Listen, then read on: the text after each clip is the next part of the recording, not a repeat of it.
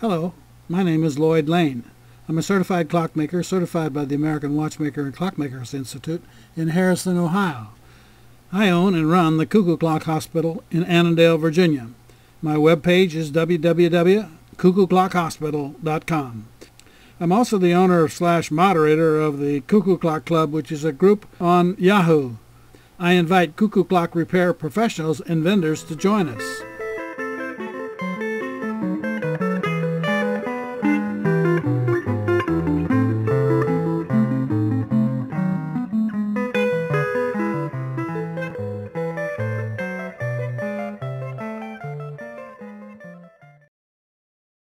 In this final section, I want to do a short recap of what we've done in this DVD. This is the overall outline we've been following. Our first task started when the clock arrived on my doorstep.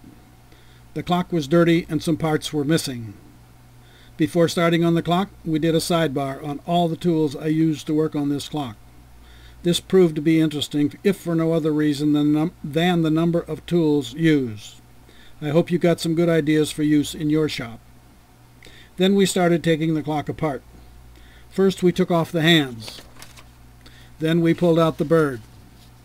Then we took out the bellows. Then we pulled out the music box, and we talked a bit about the dampers on the fingers of the comb. Then we pulled out the movement, and finally we took out the dancers. Once we had the clock disassembled, we started cleaning up the pieces. We cleaned the bird. We cleaned the hands, the chains, the dancers, and the movement. With the movement, we first stripped the sleeve-like parts off the movement and then cleaned all movement parts. Then we had to put the movement back together.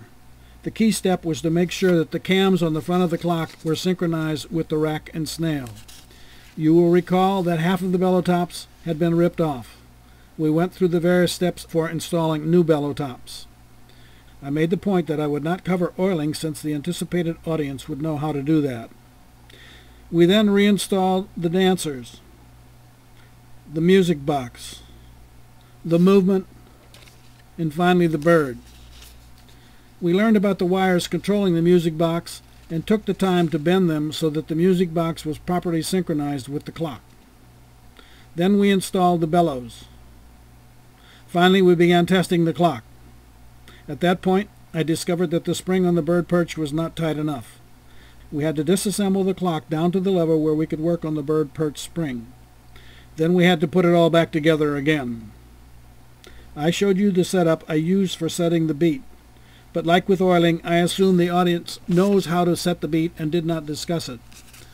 Oiling and beat setting details are potential subjects for an upgrade of this DVD. We then put the complete assembled clock on the wall and tested it for a couple of weeks while we waited to be paid and for the check to clear at the bank. Lastly, we wrapped up the clock in a large ball of bubble wrap, placed it in a box, and shipped it off to the owner. It is apparently running fine. I enjoyed the clock while I was working on it, and during the period it was on my test wall. I hope the owner is enjoying it now.